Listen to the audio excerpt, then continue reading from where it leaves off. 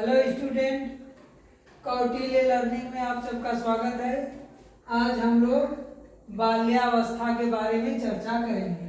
बाल्यावस्था यानी 5 या 6 वर्ष के बाद की अवस्था। यह अवस्था 5 या 6 वर्ष से प्रारंभ होती है और 12 या 13 वर्ष तक चलती है। बाल्यावस्था को स्फूर्त की अवस्था भी कहा जाता है। स्फूर्त की अवस्था क्यों कहा जाता है? क्योंकि बालक में बहुत ज़्यादा स्फूर्ति पाई जाती है। उसमें उछलने, कूदने, खेलने, कूदने सभी क्षमताएं इस अवस्था में होती हैं। इसलिए इस अवस्था को स्फूर्त की अवस्था भी कहते हैं। गंदी अवस्था, बाल्यावस्था को गंदी अवस्था भी कहा जाता है। क्यों? क्योंकि बालक धूल में, मिट्टी में बाहर जाके खेलता है और जब खेलता है तो कपड़े गंदे कर देता है, गंदा होकर भी आ जाता है।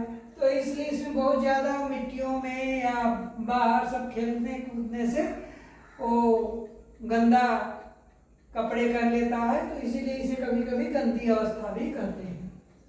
निर्माण की अवस्था, इसे निर्माण की भी अवस्था कही जाती है क्योंकि बालक का विकास, शारीरिक, मानसिक, ये सभी विकास इस अवस्था में बेहतर ढंग से होते हैं। तो इसलिए निर्माण की अवस्था भी कहते हैं। इस समय बालक को पौष्टिक भोजन, एक बेहतर वातावरण मिलना चाहिए। इसे जीवन का अनोखा काल भी कहते हैं। कोल एवं ब्रूस ने इसे जीवन का अनोखा काल कहा है। किसने कहा है? कोल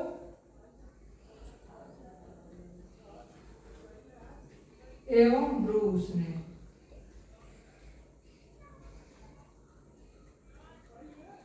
कोल एवं ब्रूस ने इसे जीवन का अनोखा काल भी कहा है।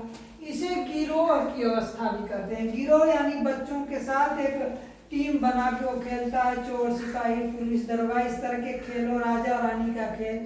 तो इसलिए इसे गिरोह की अवस्था भी कहते हैं।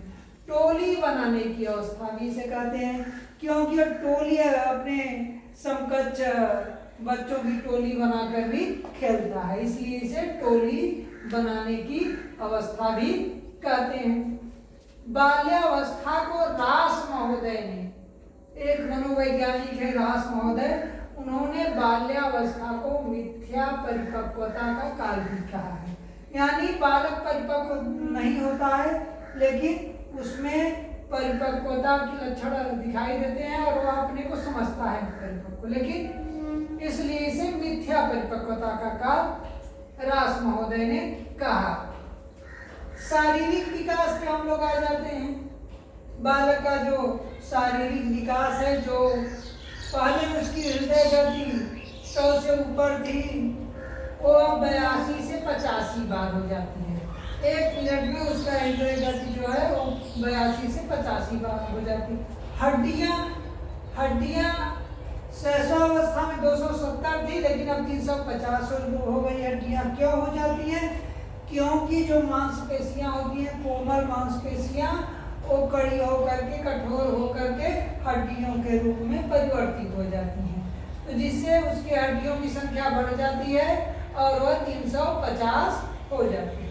मांसपेशियां उसके संपूर्ण शरीर के भार का 25% हो जाती है। पहले शैशवावस्था में 23% थी। शैशवावस्था में कितनी थी?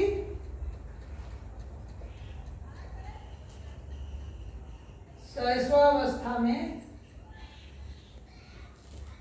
23% थी, लेकिन अब वो बढ़कर यहाँ 25% हो जाती है। अब उसके दूध के दांत निकलने जो थे वो अब टूटने लगते हैं, अब अस्थायी दांत निकलने लगते हैं।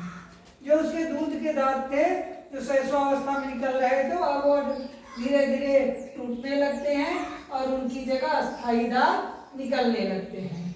ये तो उनके विकास से संबंधित चीजें हैं बालक की। अब विशेषता क्या है? बाल्यावस्था की क्या विशेषता है? तो शारीरिक और मानसिक विकास में स्थिरता।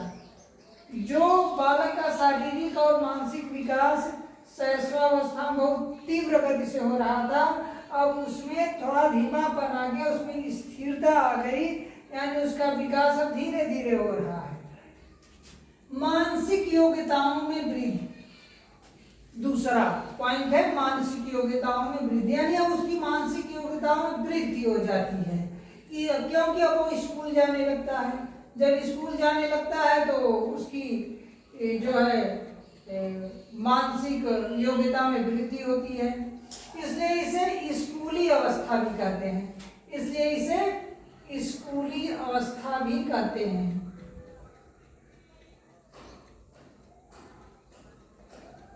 स्कूली अवस्था भी कहते हैं।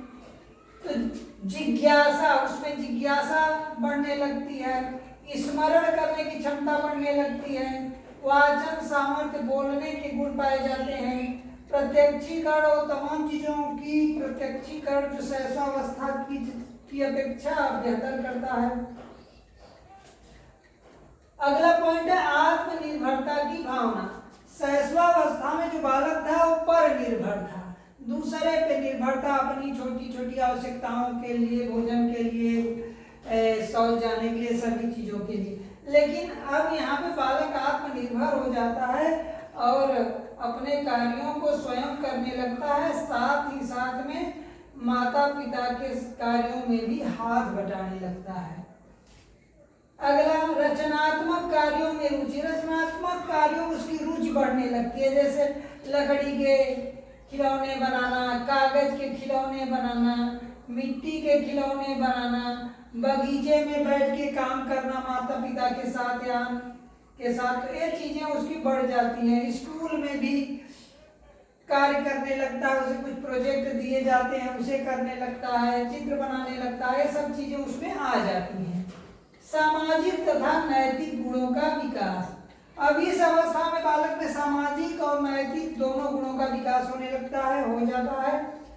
और यह जो सामाजिक और नैतिक गुण होते हैं व्यवहार और प्रशंसा पर आधारित होते हैं, निंदा पर, यानी प्रशंसा और निंदा पर आधारित होते हैं। वह वही काम करने के लिए तैयार रहता है जिसमें प्रशंसा हो रही है, निंदा यदि होने लगी तो उस कार्य को धीरे धीरे छोड़ने लगता है। तो उसमें सामाजिक गुण आ जाते हैं, नैतिक गुण आ जाते हैं, घर के बड़ों का सम्मान करने लगता है। तो इस प्रकार ये गुण उस बालक में आने लगते हैं। रुचियों में बदलाव, पहले जो शैशवावस्था में उसकी रुचि थी, अब उस रुचि में बदलाव आ गया। अब वह रुचि में क्या, वह सामूहिक लोगों, बच्चों के साथ, अपने उम्र के बच्चों के साथ खेलने लगता है, टोली बनाकर खेलने लगता है। ये सब चीजें बदलाव आ जाते हैं उसमें। सामूहिक प्रवृत्ति की तीव्रता, सामूहिक प्रवृत्ति की तीव्रता, इस अवस्था में बालक में सामूहिक प्रवृत्ति की तीव्रता भी दिखाई देती है, यानी वो समूह में रहना पसंद करता है। संग्रह की प्रवृत्ति, यानी वो चीजों का संग्रह करना शुरू कर देता है। यदि एक पेन है तो 2 पेन, 4 पेज, कॉपी या कोई भी चीज संग्रह इकट्ठा करके रखने लगता है। ये चीजें शैशवावस्था में बालक में नहीं थी।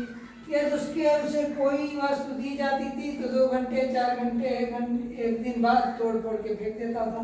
लेकिन अब यहाँ पे बालक संग्रहित करने लगा उसे, तो संग्रह की प्रवृत्ति आ जाती है। बहिर्मुखी व्यक्तित्व, उसका जो व्यक्तित्व है वो बहिर्मुखी हो जाता है, यानी वो प्रत्यक्ष दिखाई देने लगता है। काम प्रवृत्ति की न्यूनता, फ्रायड के अनुसार इस अवस्था में बालक में काम की जो प्रवृत्ति होती है वो न्यून हो जाती है, कमजोर हो जाती है।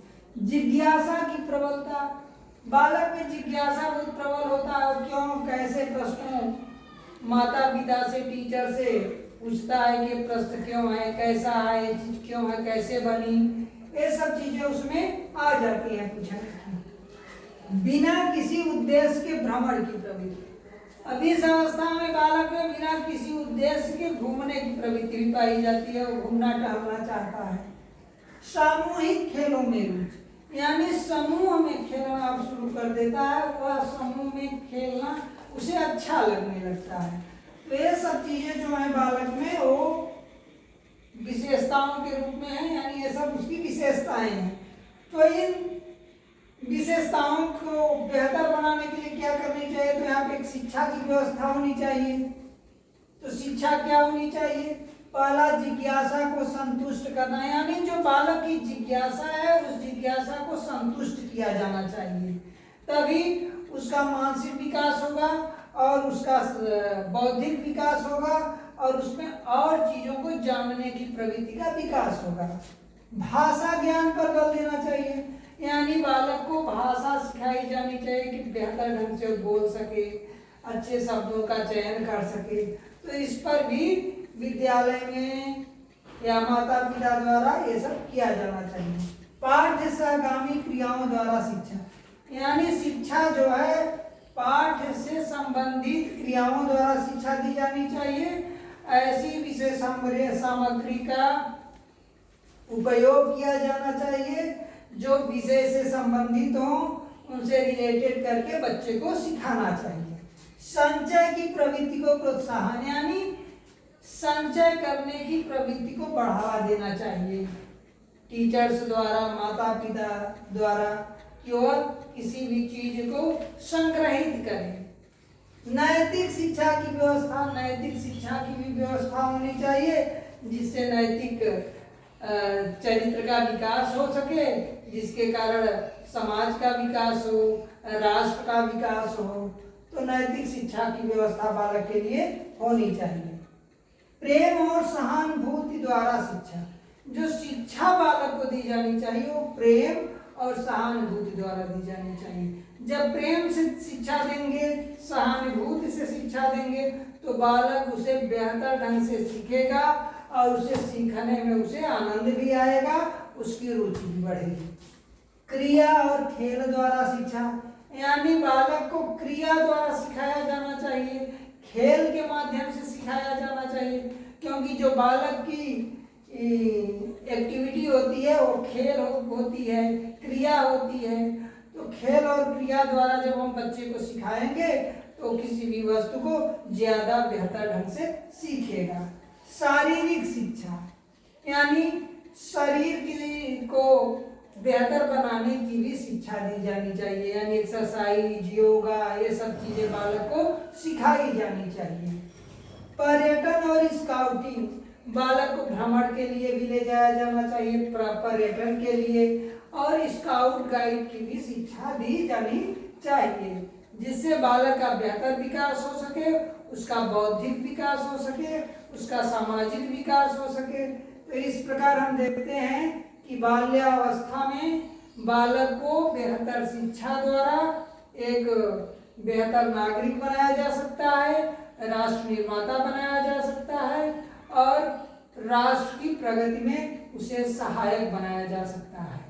इसी के साथ जो आज का ये टॉपिक है हम लोग समाप्त करते हैं।